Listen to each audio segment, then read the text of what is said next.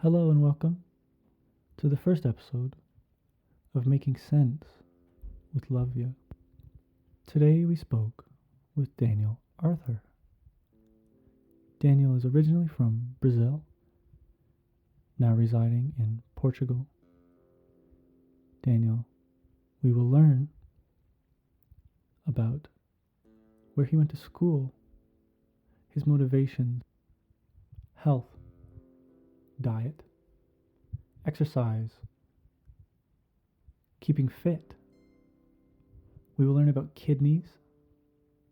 We will learn about painting, routine, digital art. We will learn about Siddhartha, about Clovis, and about a city of God. Today, we learned about Sergei Pilang, Nicholas Uribe. We learned about Kenny. We learned about a mother's approval. We learned about Spenny. We learned today that there is much more to just a name on a website. There's a person there, and they have many, many stories to tell us. So, without further, come along with us. Let's take a look. First episode of the show. We thank you for having you. Thank you for having me. And we have a couple. I'm gonna start off with the first question. Shoot. The first thing I would say to describe to the listeners is, could you describe a day in your life?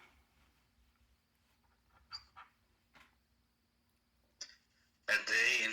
Okay. This is a hard one. But like the perfect day or the day, like a normal day, okay. Yeah, just like a normal day. So a normal day, I would wake up late as fuck, and I just grab a cup of coffee and drink while smoking a cigarette. First thing, Now, smoking. now That's great. in your coffee, what do you take in your coffee? I don't know how to say in English, but it's coffee that you mix with water or milk. Oh, okay, like an instant coffee. Yeah, instant coffee, that's the word. I didn't. The shittiest brand you can get. And yeah, then I smoke my little cigarettes and start playing some chess, some online chess, to get my brain going, because I'm really slow in the mornings. I'm really grumpy. I don't want to talk with anybody, and I'm just here in my cave drinking my coffee and playing chess. Then I would check my Instagram, and I don't know. I don't have a job right now, like a proper job, and my thing is to draw and paint. But sometimes I'm really lazy, so I'm just procrastinating, trying to get some juice to paint, and maybe around 5-6 p.m. I'm start like painting. Now I paint mostly digital because all my traditional equipment, gear, I don't know how to say it, Mm-hmm. It's in my gallery, and Okay. my gallery is like 2 hours from my house. Oh, wow. So yeah, and I is sleep like really late, like sometimes around 6 a.m. I'm still like wake up and trying to sleep. So are And you yeah, are you more of a you paint in the late evening? You would never paint during the day. yeah, during the day it's more rare to me to paint Mm-hmm. because I'm still like slow or I'm sleeping. But yeah, mostly I paint at night. And how do you think about painting at night? Is that a choice that you make, or is it just something that you've gotten used to? Uh, I think my bad habits put me in this position because to paint like traditionally, it's better to paint with sunlight. Paint at night is like shit because here my room. If I'm going to paint at night in my room, like traditionally, Yeah. my lamp is like shitty as fuck. It's really yellow and the colors get all, I don't know, it's all wrong. So yeah. Do you do any sort of inspiration before you paint? Any sort of going outside? What is the sort of routine that gets you into painting when you set it up? I'm really like a copycat artist. I look like a lot to other people's work, and many times that I'm working on a piece and I feel like I want to give a certain mood, and uh, I I know that mood, and I saw that mood in other pictures and other paintings. So I put the painting next to my painting and start painting. Look into the other painting. So yeah, my inspiration comes a lot of looking to other artists' work. I'm not like the kind of artist that goes to the nature and feels the nature and gets inspired. No, none of that shit. Okay. What do you do other than painting? And I don't want to say hobby because I feel like hobby is a rude term. But what else do you do other than painting that makes you feel the same way that painting makes you feel? Yeah, so for me, it will be music because before I start like considering to pursue a art career, I thought about being a guitarist and doing music and playing music. First, I wanted to be a rock star. Just I want to be a fucking rock star, do massive concerts and get all the drugs and the chicks, but it didn't work out this way. So yeah, so playing guitar is like a thing that I enjoy a lot doing. But I also like I like chess. Um, Before the pandemic, I did a lot of outside sports like in fighting, like capoeira. It's a Brazilian fighting style. I don't know if you heard about it. How do you say it? Sorry. Capoeira. Capoeira. Yeah, it's like a dance, but it's not a dance. It's like a fighting style. Oh wow. It's it's have like African roots. So it's like the slaves bring the capoeira to Brazil, and yeah, it's really cool. Wow. How long have you been doing that for? In 2019, I started doing portraits on the streets, and I met a guy that sold like paintings, but he painted with fingers, like finger paints, and he was Brazilian. Oh wow! And he was a master, a capoeira master. Wow. He was really talented with capoeira. He like unbelievable. He did like lots of flips and he just go into the air like it was fucking crazy. And when I saw him doing that, I like no, I want to learn that. And he started like teaching me after we work in the streets. He started teaching me capoeira. Wow. Is it something that's traditionally done on the ground, or is it done in sand, or what are you usually standing on? It's ground. Yeah. Oh wow. It's not a thing that you do in a ring or something. It's like people get around like in a circle, and you start like doing. Wow, that's so cool. Yeah, and the story behind it is so cool because like the slaves, they did not allow them to have any kind of training to do combat, so they disguise the combat with some dancing, and when the bosses, the owners of them saw them like dancing, okay, no, it's cool, they are just dancing, but it was really deadly.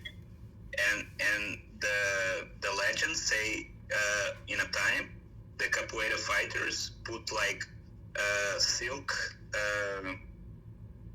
how do they say it? Like it's not a rag, it's like a bandana, you know, like a cloth, but bandana. yeah, in silk, and they put around the neck because they fight with knives like in their foot. Wow. And to not cut the neck, they put like silk, and they like fight others and fight people with knives on their foot, because capoeira is really about like kicking and wow. And then they would use that eventually on the masters. Yeah, I miss this, you know, because after the pandemic, I started getting really sedentary and just being at home, like working with my ass sitting like all day long. Yeah, and I miss this.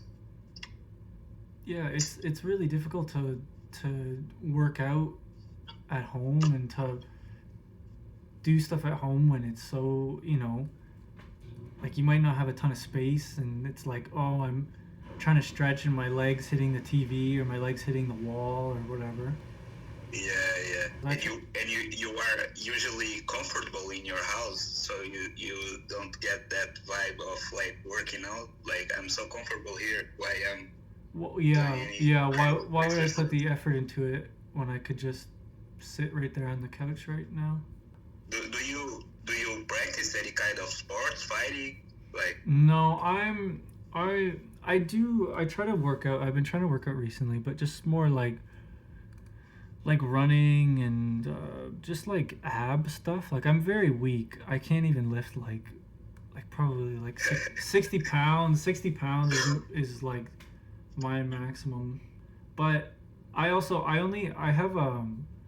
like one kidney, so I was never allowed when I was like younger to do any sort of sports. Whoa, man!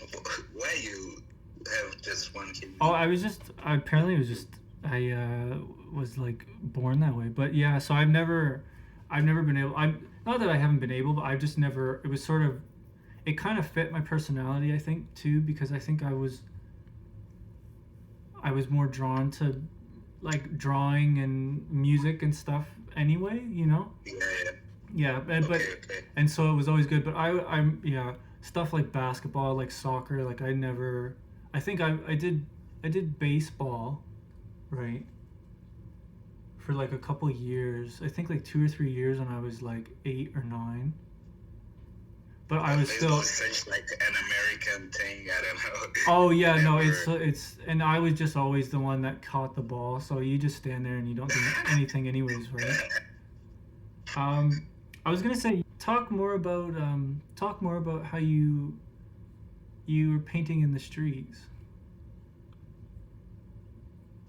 Um, Street painting, not street yeah, painting. like in my first years in college, I become to being friends with some artists that had the same interests than me, and we all like doing portraits from life, and we did a lot of portraits. Like every day, we will draw each other's like all the time, and this um, was the thing I start becoming into. So with the skill that I gained with doing this portraits, when the college, when I finished college, I started thinking, okay, what skills do I have, and what can I do? And Yeah. one of my friends from college, he started doing portraits on the streets, but he did like his really how do I say that? Like really polished portraits. Okay. They were not like good. They had some issues with proportion, but he like 30 minutes doing those, and okay, it was not like the kind of drawing that I was used. I just did some like fast 10 minutes, 5 minutes sketches. Yeah. And Yeah. I started thinking, okay, maybe I can use my skills and do something different, because I did not see anyone in the streets doing like portraits, like fast portraits like this. And one day I got the balls and just printed a sign saying portraits 10 minutes. And yeah, I started doing portraits. And it was horrible at first because Wow. I was so nervous, man. One day, like really in the beginning, I started drawing like a woman, and a bunch of people like gathered around me, and I was like shaking. And all of a sudden, a kid appears like behind me, Yeah. and says like really loud to his mother, "Oh, this doesn't look like her, ma'am." Oh no. And I was like, fuck. Oh. Yeah, and this traumatized me a little bit, but then I came up with like a brand new idea, doing bad portraits, because no pressure, they are bad, so fuck it. And how much will I like charge for this? Okay, €1, because Wow. €1 it's like enough. But yeah, I started doing those bad portraits, and people like start looking for me and sitting, and it was so good, man, because the portraits were not bad. It was like blind portraits or really fast gestural portraits. Mm-hmm. So they were not like perfect portraits. They were good in their own way, but people appreciated that, because many times, I don't know, you don't see yourself like when you do a portrait, a really polished portrait, many times people don't recognize themselves because they want to look a certain way. And in my approach, they already knew that, okay, this is gonna be shit, so no expectations. Yeah. And it is something that will resemble a little bit of them, and they really like it. And I start making like good money, sometimes around 100 euros a day. Wow. And this was in 2019, 2020, before the pandemic hits Portugal. Yeah. And it was like really, really crazy, but really good. And then you kind of had to take, I assume, then you had to take your paintings inside, right? So what was the transition of that to you going and doing, I guess, strictly digital stuff inside now? Yeah, while I was doing the bad portraits, I still keep painting and drawing for me, but way less than I do now. Mm-hmm. And I always liked digital painting, but in my college, you have certain teachers that demonize digital painting. Mm-hmm. They don't even consider painting or drawing. You have a teacher that some students like did their project with digital painting, and he said, "No, I'm not going to look at this. I don't know what that is. I don't know. This is not painting." Like, fuck. Wow. So this hold me back a little bit because I wanted to do like a project and pass in the classes. So yeah, after college, I had more freedom to create, and I start like painting with Photoshop. And when Cane.Yo came out, they started doing like really cool paintings with no blending, like heavy paints. And I was, fuck, I love this. And I started painting digitally, and after that, like, it was my thing. Because, I don't know, you have so much freedom in digital. Yeah, definitely. And it's interesting you're talking about like teachers not caring or even being able to pay attention to it. And I wonder if that's just like it's our point in time right now. And if it was 10 years from now, that might be completely different. For sure. Would you want to talk about Cane.Yo? Yeah, of course. Yeah. The crazy islands, the digital island.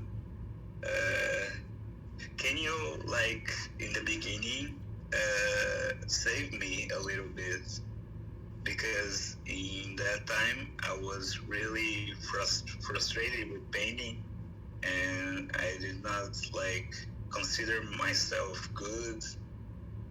And when this community started gathering, and people that I really look up start like saying, "No, this is good, man. No, you're good. This painting looks cool."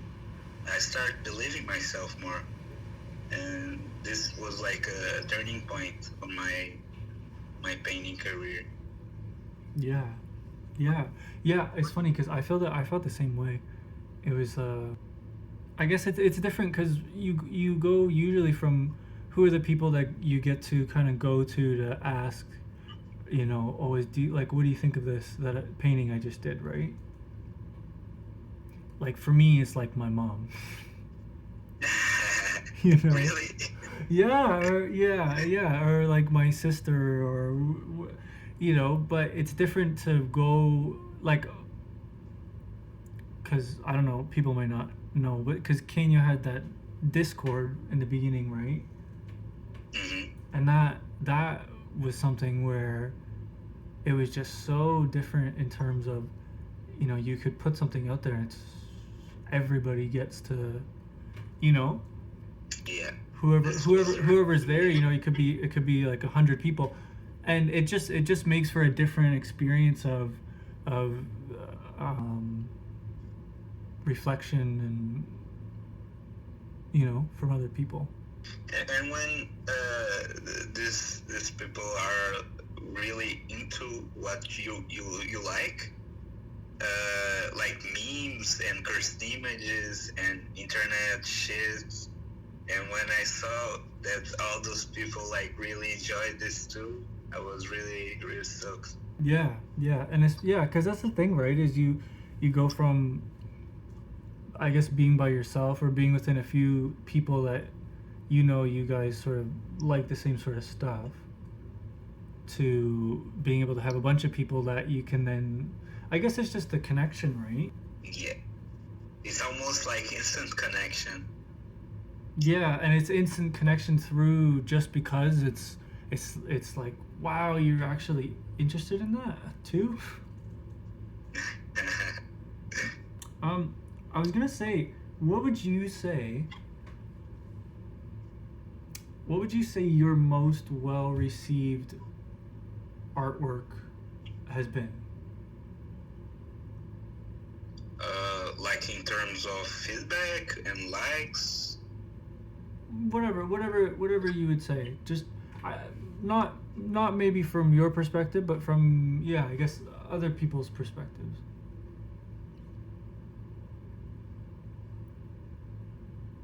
I don't know, man, but I have a painting that I don't know. I did that portrait and it was okay. I was not in love with, and I posted, and Ruprecht V Kaufmann commented on, and fuck, he is like a god to me. He is like, I don't know, the guy I look for to become one day. No, not becoming him, but you know what I'm saying, like to be as good as him. Yeah. In my own way, and that comment like make me like feel proud, and I think this was like a good moment. But I had like a painting that hit like 3,000 likes, and all people commented, and it was a big hit. But I prefer the one that Ruprecht V Kaufmann commented on. Yeah. No. I think I know, because I wanted to know, Ray. I want to know, like, what do you think? What would you say to you? What's your, if you have one, because you may not have one. What would be your favorite painting that you've done? Something that you still think about, or.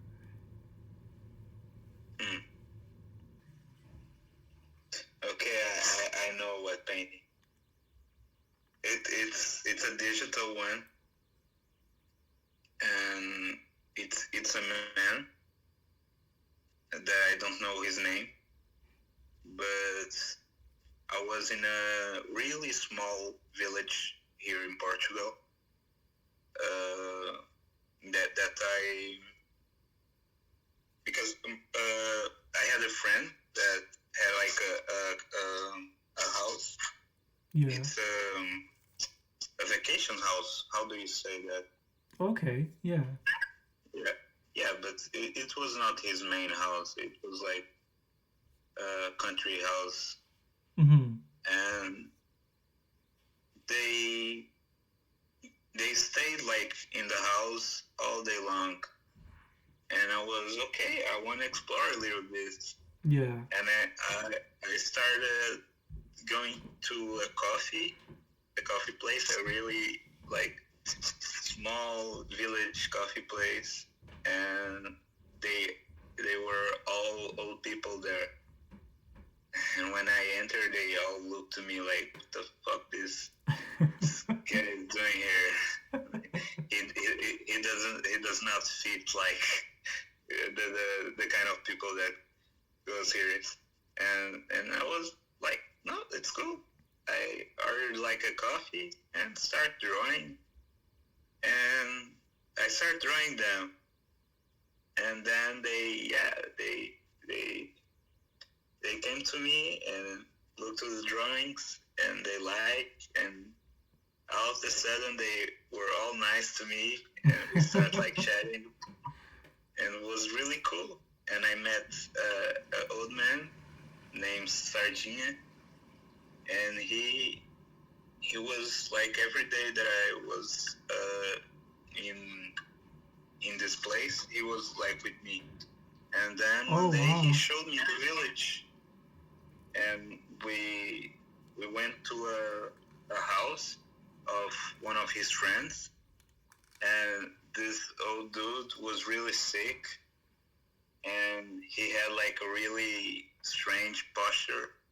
He was like with his tummy like putting forward, and I don't know, a little bit weird, and he was shirtless, and yeah, I just took a photo of him, like without him knowing, because I don't know, I find it beautiful the way he was, and how his body like looked like, and his story, like he was alone there, really sick, and Sardinha was one of his only friends that visited him.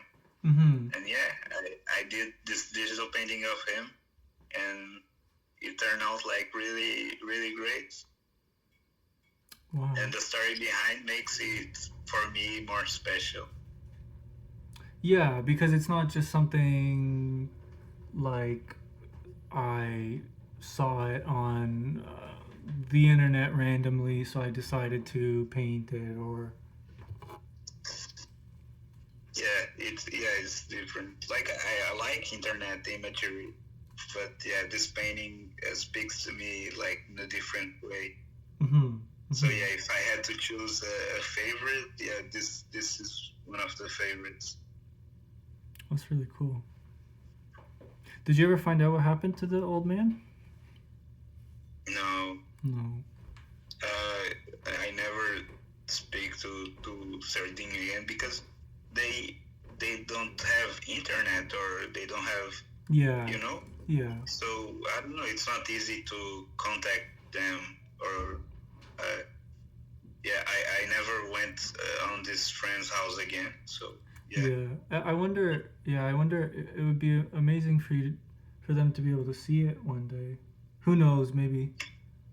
Maybe. No, I plan to go. I plan to go there one day again. Yeah. And see if they're still alive. Yeah. There's something about that. There's something about,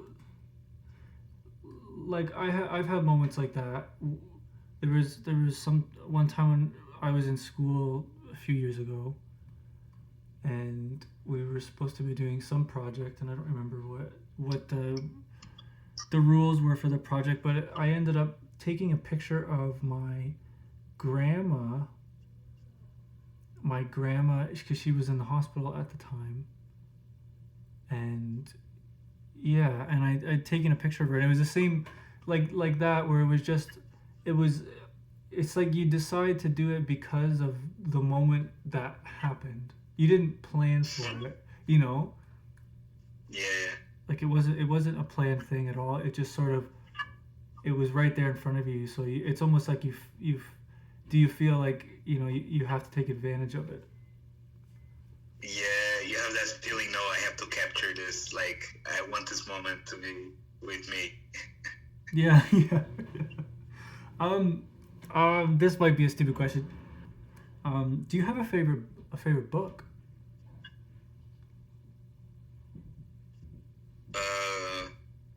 So I don't read because I think I have some problem in my head that when I start reading, I start thinking about other things, and I forget what I'm reading. And so, yeah, it's impossible to me. But I do listen to audiobooks. I don't know if that counts. Yeah, of course, yeah. What kind of... So, yeah. I listen to, like, a lot of times, Notes from the Underground. Okay. It's a book from Dostoevsky, Oh yeah. Okay.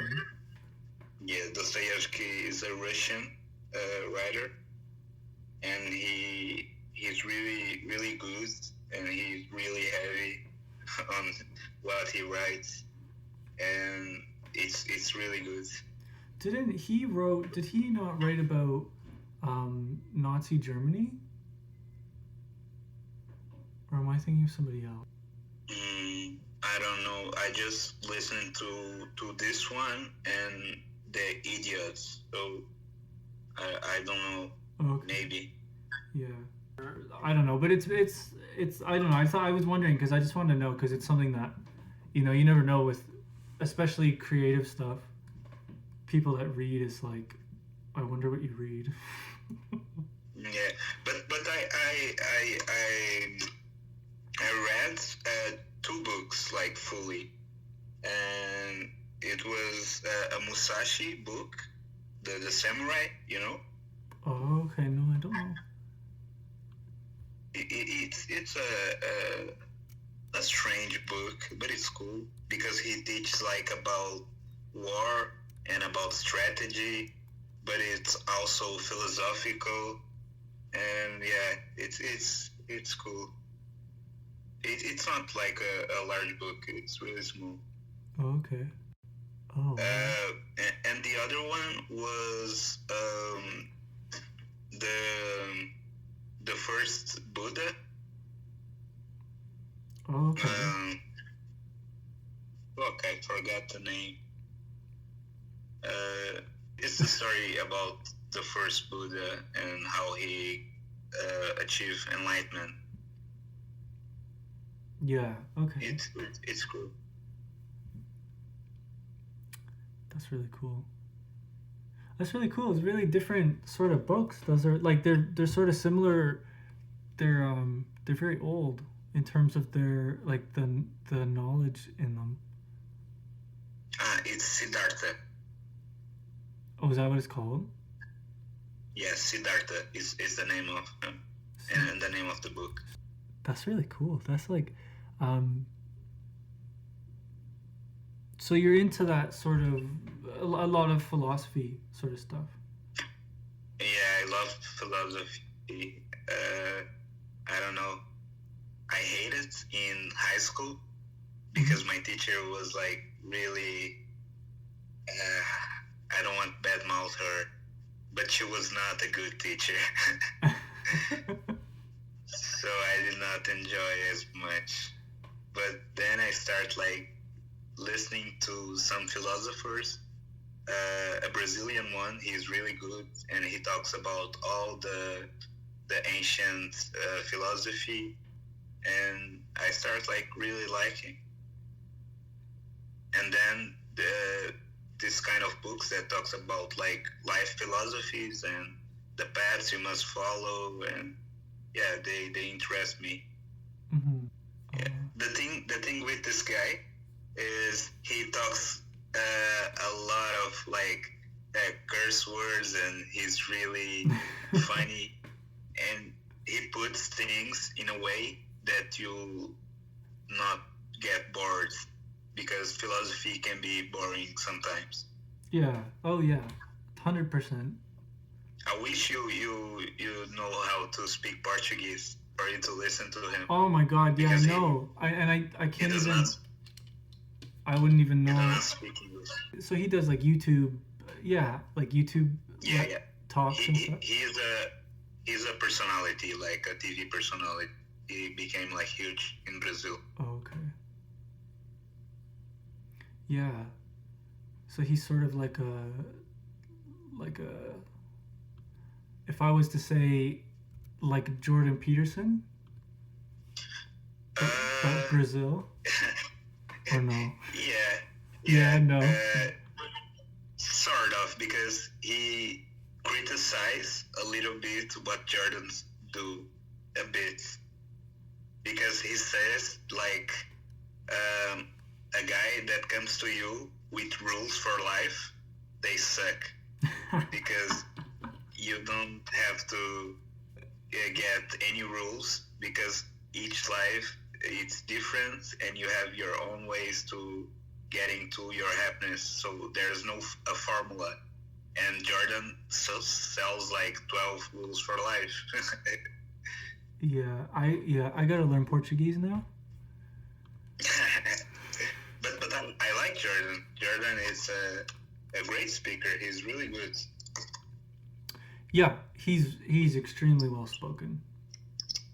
What's one thing in the world to you that if you could get rid of it, what would it be, and why would you get rid of it? It could be anything, absolutely anything. It could be yeah, that's a good food. It could be a bird.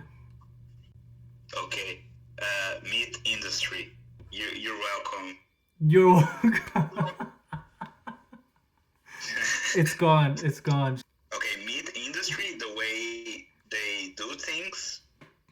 Yeah, it's disgusting. Yeah. Well, that's good. That's gone. That's a good answer. I wasn't even expecting. Yeah, because I was raised like eating meat, and I like meat, but I don't eat meat anymore Mm-hmm. because of all these issues, Yeah. environment issues, like cruelty to the animals, all that shit, like that disgusting me. After I watched Samsara, I stopped eating meat. It's funny because I did the same thing with There's a documentary called Cowspiracy. Conspiracy. Yeah, Cowspiracy, Yes. right? everybody knows Cowspiracy. Yeah. Yeah, I'll watch it too. Yeah, I was vegan for 2 years. Oh, vegan! I don't have the balls to go vegan. Yeah, no, it's you got to be really smart, and I wasn't very smart about it. I just sort of That's the thing. yeah, I did a lot of just like eating the same meal all the time, and it's just, I mean, one, it's boring. You have to be smart. You have to sort of know what you're intaking and what you're, all the different food groups and everything. Like, and it's such a particular, like, per person thing, Yeah. Yeah. And if you're going like full vegan, like the clothes you wear, the places you go, like it's not easy. Yeah. But vegetarian, like it's not hard. No, yeah. I don't know about you. So you would say you're, I don't know, so more vegetarian. You don't eat meat anymore. Yeah, I'm not full vegetarian because sometimes I eat fish. Yeah. But really rare. But I can live without meat. It's not hard. Yeah, I think that's the biggest thing, is that it's not hard. It's not, and it's not something that, I don't know about you, but it's not something that I ever crave. I don't. Yeah, I don't crave it at all. Yeah, like I don't sit around going like, oh my god, I wish I wasn't eating these fucking French fries. I wish I was eating a steak. Like, I think steak's totally disgusting. Agree. I don't like steak. Steak is anything with blood on it. Here in Portugal, you have a meal that is called cabidela. And cabidela, it's like a rice with other meat parts. And the thing is, they put the blood of the animal on the mixture. Yeah, and becomes like really dark and red. And fuck, that's fucking disgusting. Oh, man. Yeah. And people think it's like expensive to be vegetarian. Like, fuck you. It's not expensive. It's way less. Like, you pay way less for soy. Like, I don't know, for tofu or I don't know in English, but you have lentillas. You have all sort of like protein that you can have, and it's not expensive. Like, meat is way expensive. Yeah. Oh, yeah. yeah, compare it, and it's. I think there's one thing that it's harder. It's more expensive too if you fall into the sort of idea of I'm vegetarian or like vegetarian or full blown vegan, whatever. I would say more vegetarian. I'm gonna buy prepackaged stuff. I think at that point you're really gonna get the most out of it if you're doing it at home yourself. You know, Of course, yeah. obviously, Um, yeah, that's good to know. Yeah, Yeah. I hate meat. I hate it.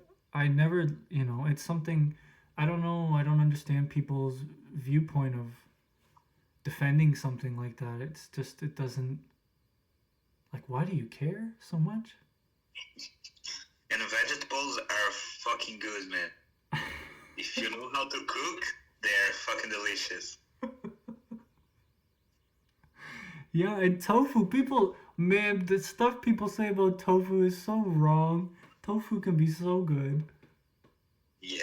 I don't care, man. Like you could do anything to tofu. Tofu is like the number one. Like take me and use me. I'll do anything. I'll do anything you want. you know. Um, okay, here's another one. If you could give up one of these things, if you had to, like if you were, I don't know why, but you had to give up one of these things, what one would you give up? Would you give up nunchucks or juggling? Fuck. Why you do this to me? uh, the thing is, I lost my nunchucks. Really? So, yeah, I don't do nunchucks for like a long time. Oh And I man. miss it. But juggling, I have like apples and oranges, and I can do it all the time. Yeah, yeah. What's the Man. what's Okay, the fuck. sorry. Yeah? No, Oh, it's okay. I say what's the most you can juggle?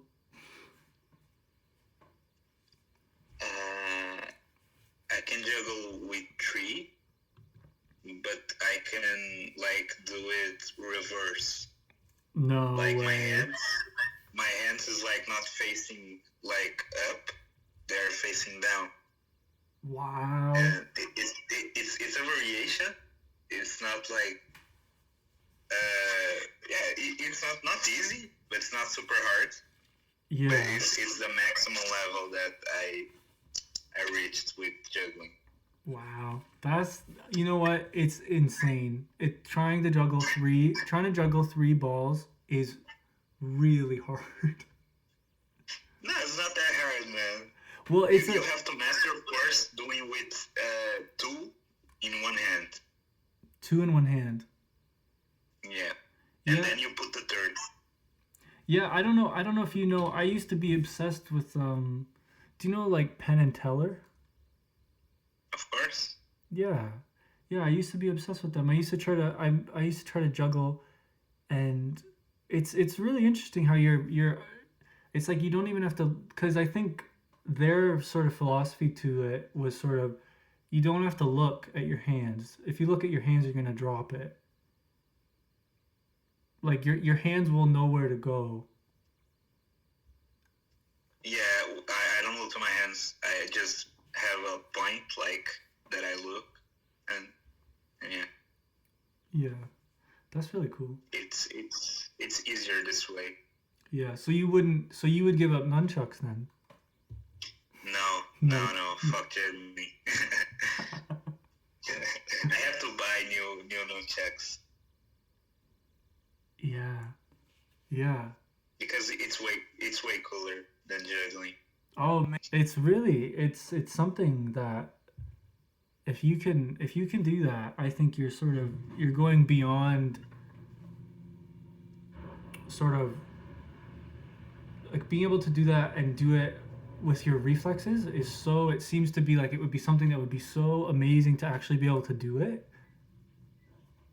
Like it would be so rewarding to be able to do that and go through um, I don't know how you would call it, like what would you call it, like a routine of, right? Yeah, Yeah, it's something that, but sorry. nunchucks they look cool and they are cool, but to fight they are not like they are not functional at all. Because when you hit someone with a nunchuck, the nunchuck goes back to you, and it's really unpredictable. So you get hit too. So it's not like in the movies like Bruce Lee does. Yeah, yeah, that's funny. Okay, talk about movies. Do you have a favorite movie or TV show or? Oh man, that's a hard question because I watch lots of shit and I have lots of favorite movies and TV shows. But movies, I have one that I watched many times, and it's like a masterpiece. What is it? What is it? It's a Brazilian film, Okay. and it's called City of God.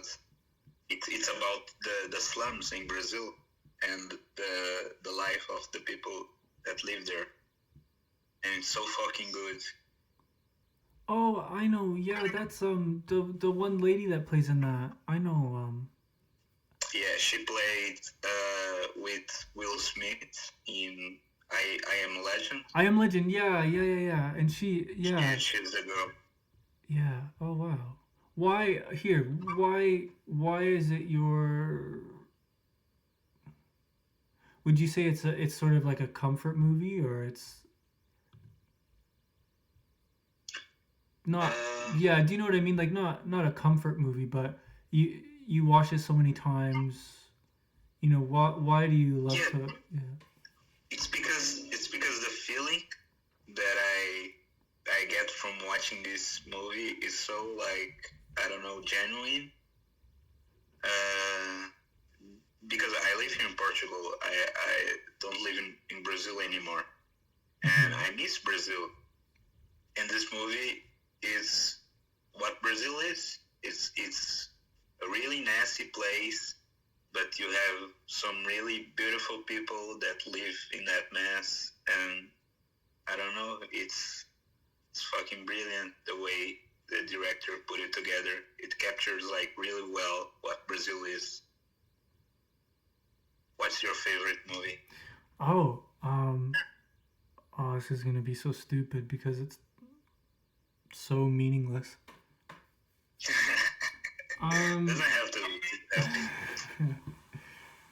I would say one of my favorite movies is this is so dumb. Probably. Do you know The Fly? No, The Fly.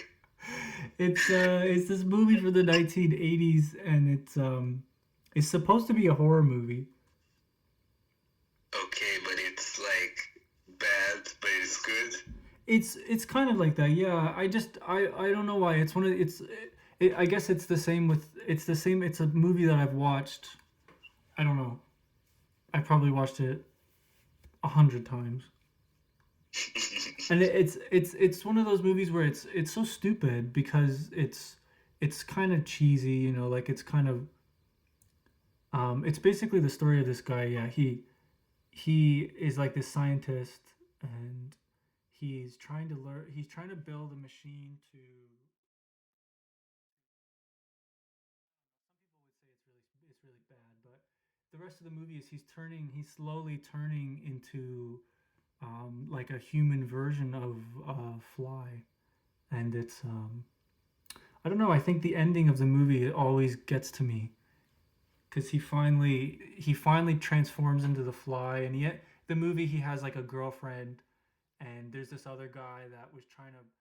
He was like a anyways, in the end, he like turns into the Fly, and it's just really sad. it's, I probably cried at that movie. They use practical effects. Yeah, it's really Okay. that's the only thing, yeah, with that movie is it's yeah, it was made in the 80s and they did everything was made by hand. Yeah. Yeah. Okay, I would say I found out I know that you like Kenny versus Spenny, so I would Man, say I that would show. say I would say Kenny or Spenny. You asking me? Yeah. Yeah. No, man, that's not a question. Get out of Get out of here. here. Spanish sucks, man. Fuck. if you Kenny's the best. if you had to pick between who can keep the octopus on their head or who can imitate the other guy better, what would you pick? Who can imitate the guy better? Yeah? Yeah. Of course, yeah, because that episode, it's so funny because Spanny starts the episode like killing it. Like, fuck it. It's like, it's so funny because he was so good doing Kenny. So good. And then Kenny just like mocking his ass off, like, I don't know, man. That song, like, Grandpa.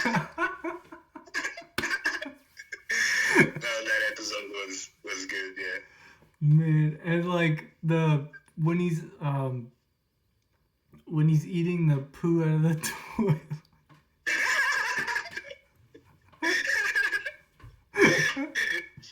Kenny's Juju.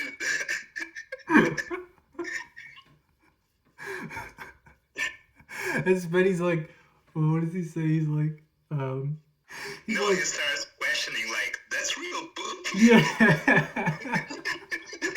Asking the crew. Yeah, the other thing great about Kenny versus Benny is the crew. Like, the Kenny's crew is, like, really fun. Here, wait. I was gonna maybe go back to painting. Wait, just one question. Yeah.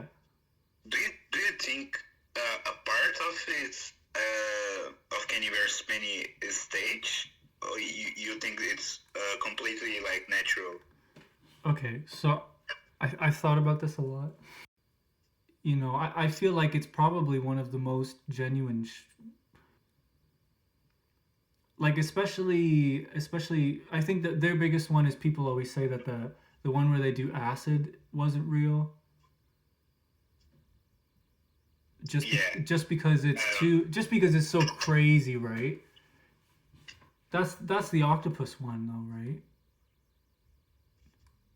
Yeah, that's the octopus episode because Yeah, it's the octopus. yeah, because he gives them acid, right? And everybody always thinks that anybody that says that the show's fake goes to that episode, I think. But I don't. It's funny with them too because I almost like more of the first season better sometimes. Like when the competitions were less crazy and it was more like it was like stuff like who can stay handcuffed the longest, you know? Who touched the ground first loses? Yeah, or like who can yeah, those ones are more like they're totally different from the rest of the all the other episodes, you know? Yeah, last question. What's your favorite episode? My favorite episode? Yeah. I think I asked you that because my favorite one would be who could imitate the other guy better. 100%. Okay. Yeah, yeah. My favorite? It's not because it's like the coolest, but it's the one that I laugh for. Is who can blow the biggest part. We have to make an episode of the podcast only talking about Kenny versus Penny. Oh man, if you could ever get one of them to do it, it would be that would be my dream come true. I watched that show. Yeah, let's talk about painting. Yeah. Nobody's gonna want to even listen to this. I was gonna say, could you describe the term? Oh shit! Sorry. Could you describe the term painter's block, and then how how you deal with painter's block? Um, Tough question. yeah, because I don't know if I believe that thing like is even real. I don't know. What's the definition of painting block? Like, it's when you can't paint, or you have no ideas for what to paint. Yeah, I think so. Yeah. So you would say that you don't believe in that?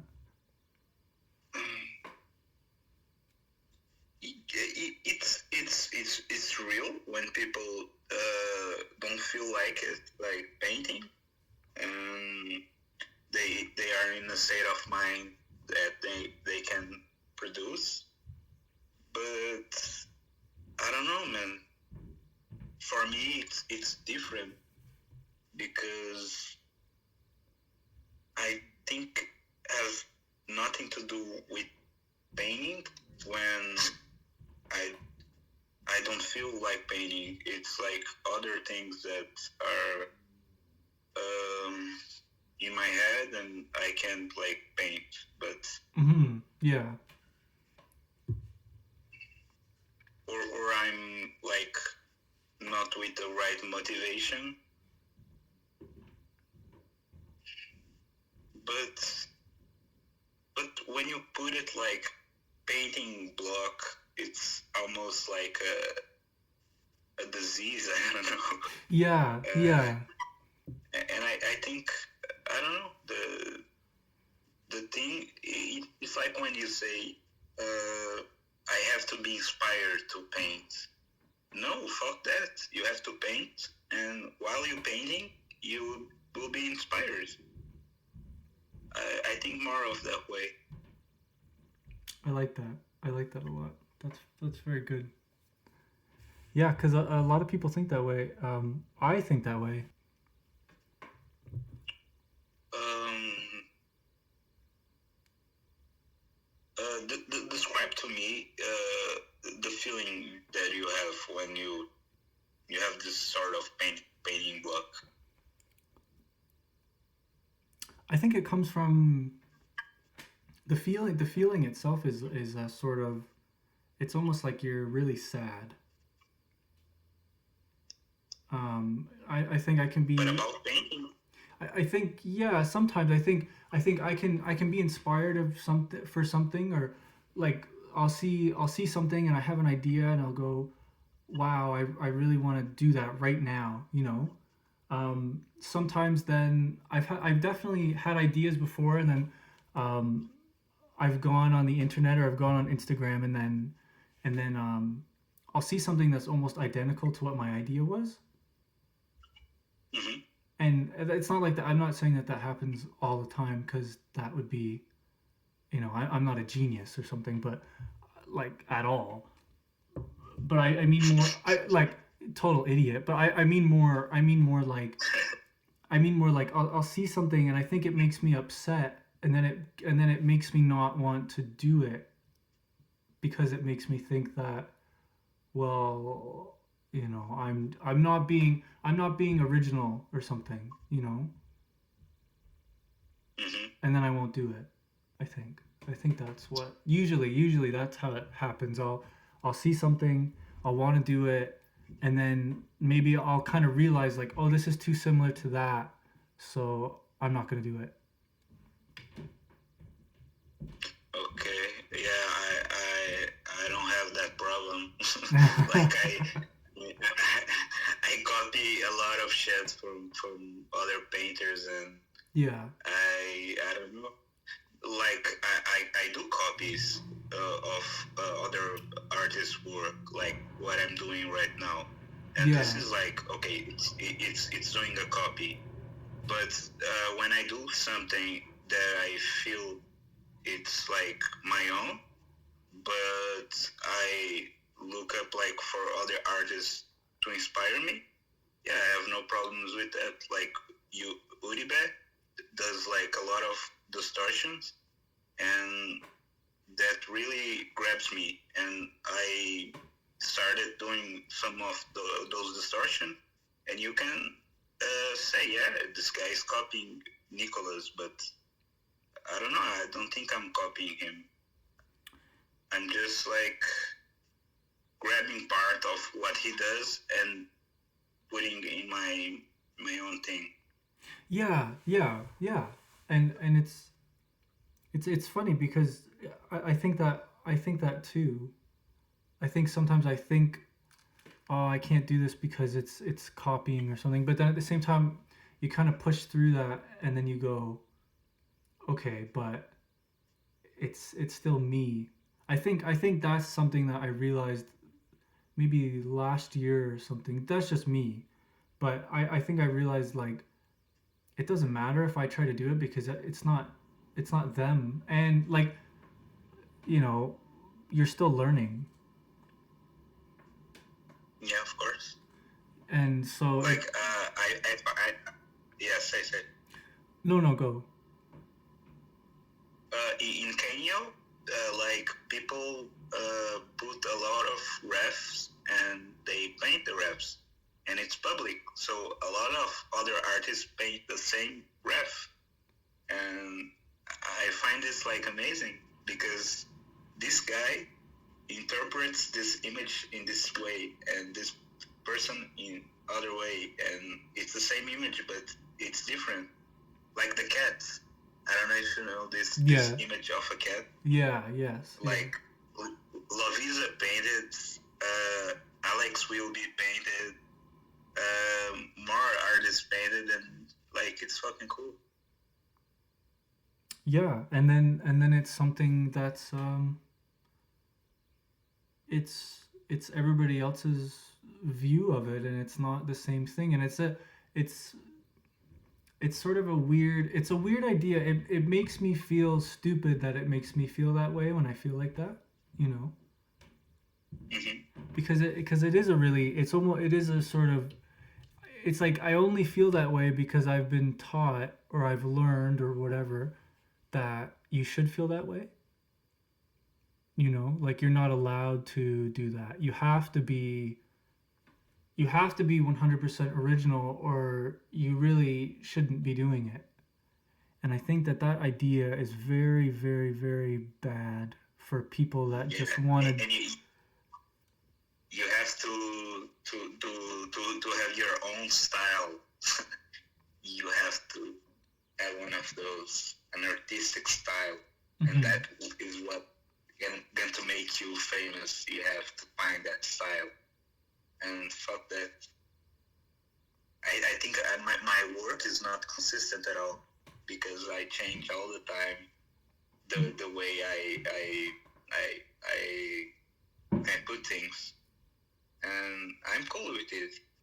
I'm not bothered. Mhm. Mhm. Yeah, yeah.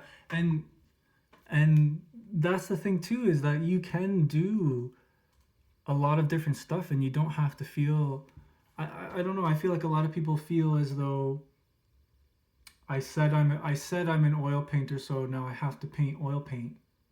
Um, Hmm. or you know, and it's like no, you don't. You can draw and you can do anything you want. You can, you know, you could sew a sweater. It doesn't. It's the same feeling, you know. And it's a weird thing. It's a weird thing that the internet does to people.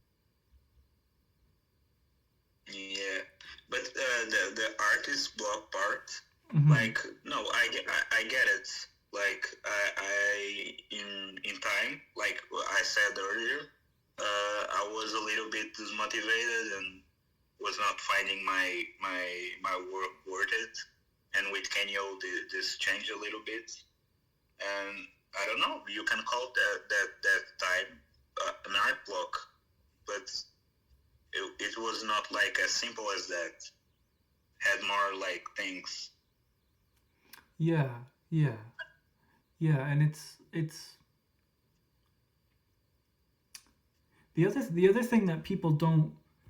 I think people don't really think about this is that you really don't have to you don't have to show other people everything you do.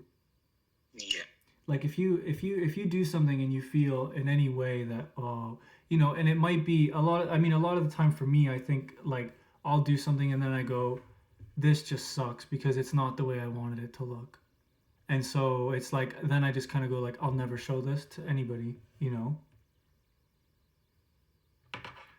But you can also And yeah. yeah, And I think people think too that you everything that you make you have to show it to the world, and you don't. Instagram like puts a little bit pressure on us artists. Like you have to post work like almost every day. You have to keep posting, and the feedback that people gives you will tell how much your painting is worth, like how many likes it has, and that sucks, man, because that shit really fucked me up a little bit. But I'm slowly like doing more work just for me and working and not posting like everything that I do. But I still post a lot. Yeah, yeah, yeah, and it can make you. I think that is a if you want to talk about like artist block or whatever that means, that can give you that sort of feeling too, because it's you'll do a couple good things and it's like then your inspiration can be gone because you really don't have control over when you get inspired by something. So to have to feel that like yeah I have to do this every day, it's like well there's no way that you could do that. For sure. How would you? I was wondering, what do you think about? We talked about it earlier, but what do you think about digital art and the viewpoint that people have on digital art? Do you think that will change in time in the future? I think it's already changing because now that NFTs got like more, it's more popular after Bleep like selling that piece for I think 69 millions. Yeah, digital art gained like a different weight. Yeah.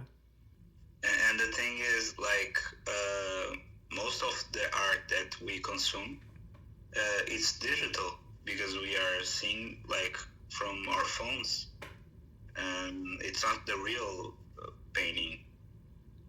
And maybe in the future, digital paintings like photographs of traditional art will be worthing more than the real piece. And this is really weird. Yeah. Yeah. To not. It's it seems like it's a waste because I seeing something in person. Seeing paintings in person is so like it's such an experience on its own just to see them that and Yeah, man. it really means something to go into a room and because there's so many other things that happen when you're there looking at a painting because it now it's something it's personal because you are the one looking at it. It's not like oh I'm looking at it on my phone and I saved a picture of it. It's this is something that is it could be 100 years old or it could be 300 years old and I'm standing right next to this and this is so delicate and it's so there's like a feeling of it's almost like you're meeting a hero or something. For me, this like clicked when I went to Paris and I saw Monet's paintings. And in Paris, in the museum Orangerie, you have a massive painting of his. I don't know how to say in English. Nenufers. That's pads. What's the name? Is it lily pads? Yeah, lily pads. Mm-hmm. And it's a really massive like painting, and it bends. Like the room has a curvature, Yeah. and the painting like bends all over the room, and My it's so massive, yeah, my and that sorry. crushed me. Yeah. Yeah. Yeah, my And looking at his brushwork, like fuck, it's unbelievable. I didn't knew about that painting, so it was like a really good surprise. yeah, and it's worth it. It's really worth it. It's not, you know, it's like there's something to seeing something in real life that you can't replicate that through your stupid phone. In the future, if there's like VR galleries or something, it's still not the same because like you said, Yeah, like it's just a picture, and so what is the point? You might as well. but then you have paintings that only exist in digital format, so they are not like in real life, and they are fucking amazing. Like Beleng's paintings, like fucking unbelievable. I love so much, and I love as much as I love Monet's paintings, and it's a digital piece. To me, digital paint and traditional, it's the same. It's not the same to look at a picture of a traditional paint, but digital paint, it's paint as much as traditional is. It's just a different medium. Yeah, yeah, That's my opinion. I don't know.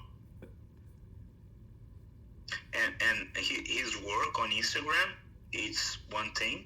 It's like really minimal sort of painting, and it's really good.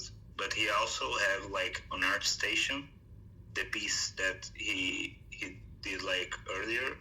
They are really rendered and really realistic, like good kind of realistic.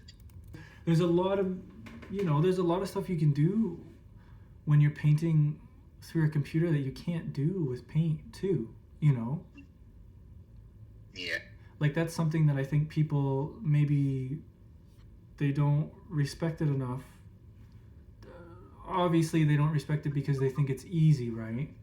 But there's so many different textures, and there's so many different layers of stuff that you can do that you can't do that when you're painting. And it's totally different. It's so different.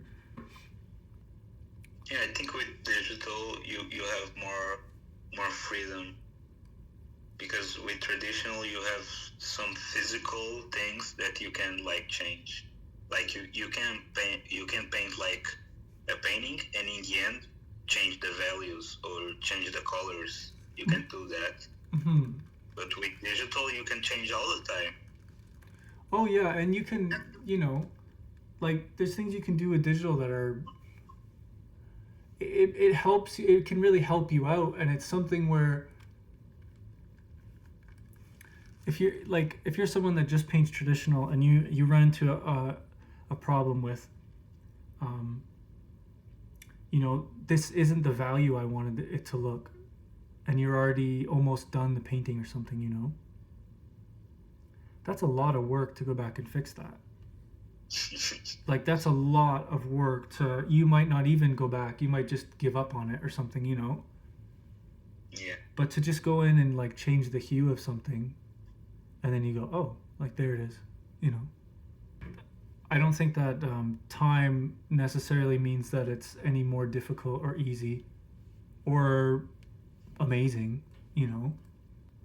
Like it shouldn't matter how long it takes you to do something. Why does that matter? Yeah, it does not. And I think that kind of goes back to Instagram, and that kind of goes back to just the main problem that people have with digital art to begin with, is that it's less time consuming, which means that it's not as good.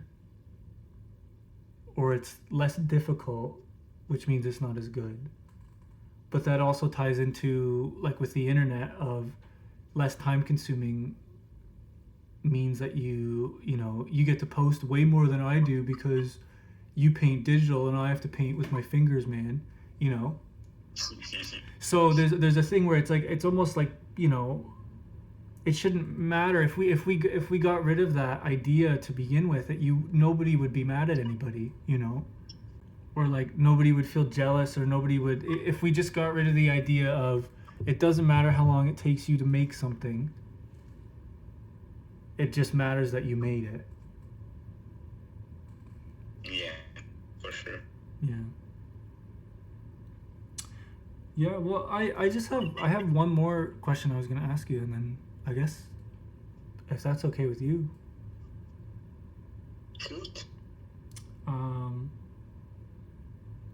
It's probably the worst question ever, but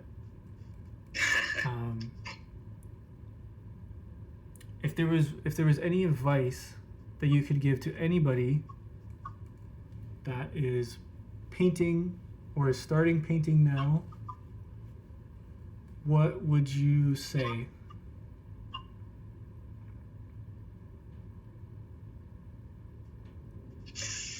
Get your fundamentals right.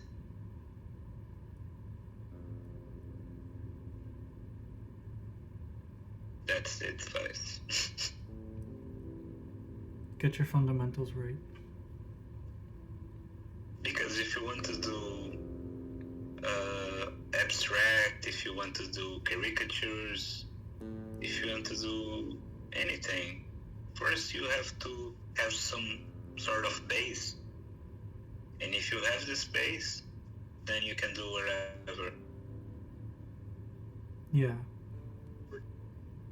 Because if you imagine you want to draw like anime characters, that's cool. But I think you will get the most of it if first you have some fundamentals. If you know some, I don't want to say rules, but some kind of base and foundations to then do your anime characters. But you have to first to know some things about maybe anatomy, maybe some values, some, I don't know, basic shape design, like big, medium, small. Mm-hmm. You have to know this kind of thing, and at the same time you can just do your thing and fuck the fundamentals, and maybe you can be successful doing whatever you do. But I think you have more chance to achieving your goals faster if you have this right. I think that's a really good place to end. Yeah, it was cool. It was fun. Yeah, it was great. Really good talking to you. It was really cool, Keegan. Thank you for inviting me. And I hope this podcast will have lots of success because you deserve. Well, I think you deserve it too. Where can people find you if somebody wants to see your work? You can find me here in my home in Portugal. But yeah, you can also look my work in my Instagram, is where I post most of it. It's Daniel Arthur with an Y in the end. It's Daniel Arthur. Hey, you can go there. You can send me a message. We can talk. It's cool.